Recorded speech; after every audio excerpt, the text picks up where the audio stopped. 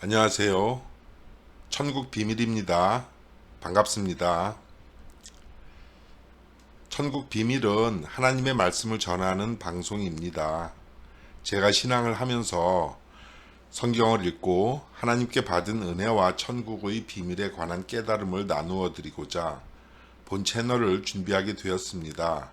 신앙인은 물론이고 성경에 관해 알고 싶은 분들은 누구나 참여하실 수 있으니 많은 관심과 성원 부탁드리오며 함께 피드백하고 함께 성장하고자 하오니 이 번호로 언제든 기탄 없이 연락 주시기를 바랍니다. 본 채널을 통하여 은혜 충만히 받으시고 하나님의 뜻을 분별하여 그 뜻대로 해드리는 하나님의 귀한 자녀로 거듭나시기를 간절히 소원합니다. 여러분들의 관심과 성원이 저에게 큰 기쁨과 즐거움이오니 또한 받은 은혜를 후기로 댓글도 남겨주시면 더 유익하고 좋은 내용으로 찾아뵙겠습니다. 네, 오늘 32번째 시간입니다. 52강 복음. 복된 소식이라는 복음이라는 말은 신약에 처음 등장합니다. 복음은 간단히 말하면 예수님이 재림하시면 믿고 구원을 받으라는 뜻입니다. 마태복음은 예수님이 전한 천국 복음을 마태가 기록한 책입니다. 천국 복음은 천국에 관한 소식입니다. 하나님께서는 구약 성경에 예수님 한 분을 약속하시고 감추어 놓으셨습니다. 이사야 7장 14절과 예레미야 14장 8절로 9절에서 아들이나 놀라 벙벙하는 자라고 했지 예수라고는 하지 않으셨고 천국이라는 말도 역시 감추어 놓으셨기 때문에 구약에는 한 번도 안 나옵니다. 그리고 앞에서도 언급한 바 이 복음이라는 말도 성경 어플에서 성도님들이 찾아보시면 신약 성경에 처음 나오는 것으로 확인됩니다. 예수님은 이 천국 복음을 마태복음 13장과 누가복음 20장 등에서 비유로 전하셨고 때가 되면 모두 풀어주신다고 하셨죠. 자, 로마서는 사도 바울이 로마인들에게 전한 복음서입니다. 하나님의 약속을 따라오셔서 천국 복음을 전하신 예수님에 관한 소식을 로마인들에게 알린 편지입니다.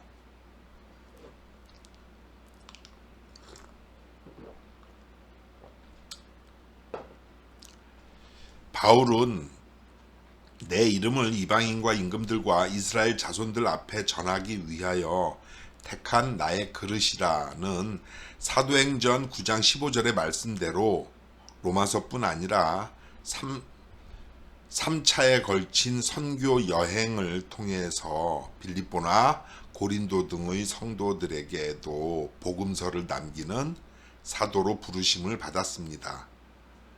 사도행전 23장 11절에서 내가 예루살렘에서 나의 일을 증거한 것 같이 로마에서도 증거하여야 하리라는 주님의 말씀대로 사도행전 27장에서 누가와 함께 죄인의 신분으로 배 타고 AD 59년경 로마로 들어가서 복음을 증거합니다. 그리고 사도행전 28장을 끝으로 성경에서 더 이상 바울의 행적은 찾아볼 수가 없습니다.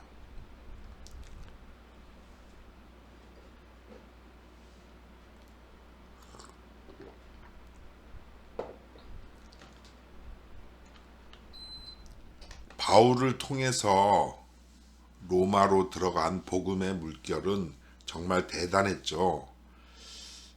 아마 사도행전 19장의 에베소 성보다 더했으리라고 봅니다. 그래서 핍박도 날로 엄청 거세어졌습니다.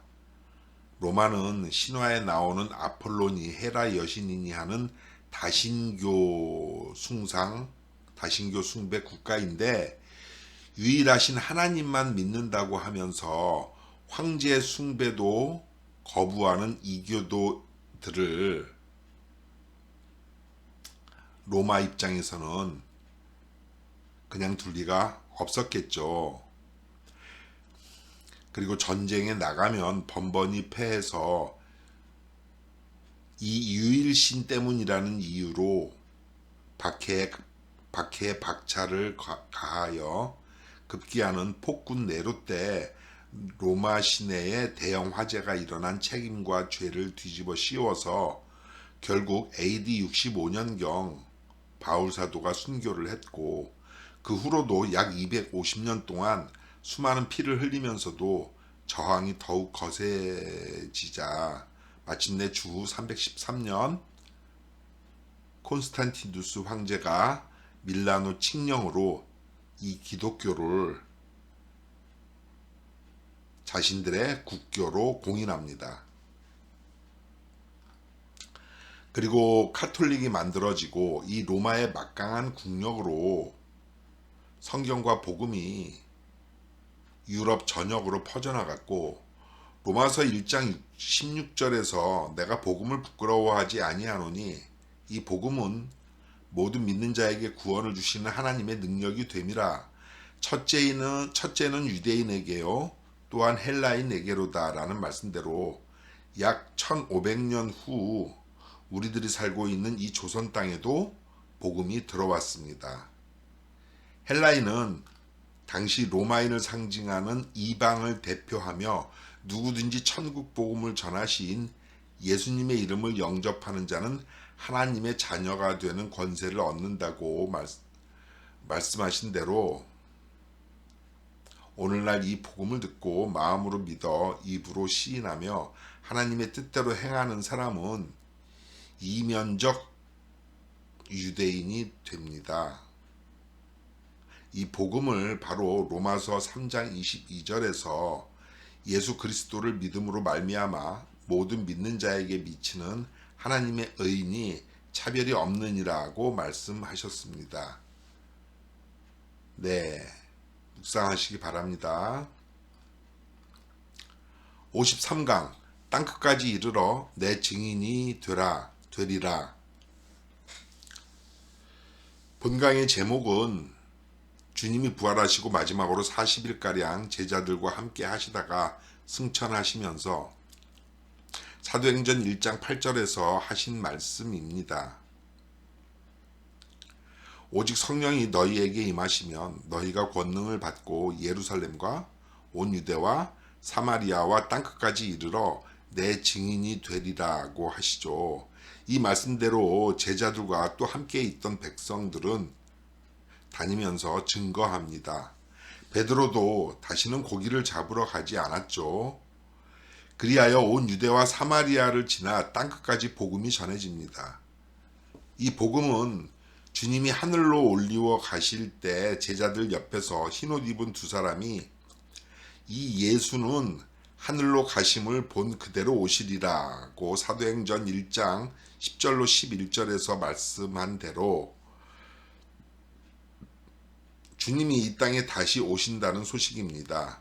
오늘날까지 지구촌의 목자들이 외치는 소리죠.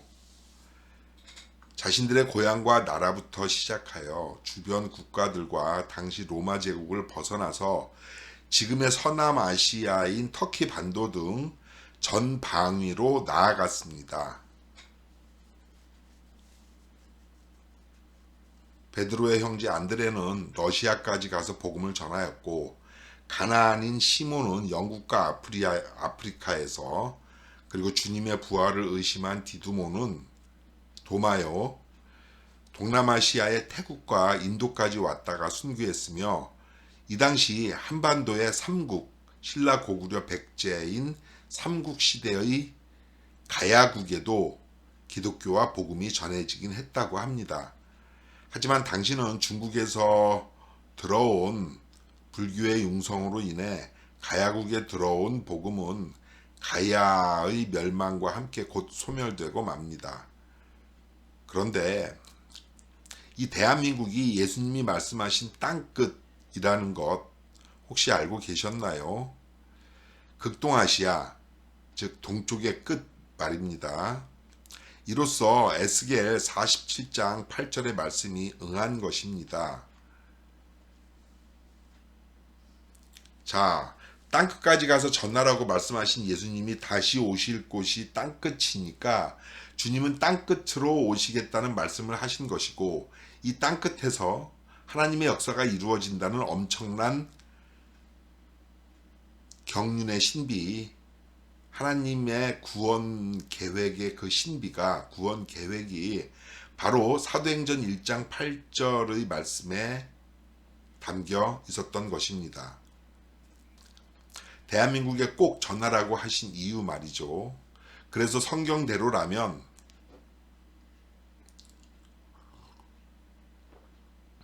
주님이 대한민국에 오실 것이라고 확신합니다. 과거에도 가야국에 전해졌고 소멸되었지만 가야국에도 전해졌다고 했죠. 주후 313년에 로마의 황제가 복음의 물결에 저항하다 결국 앞서도 말씀드린 것처럼 기독교를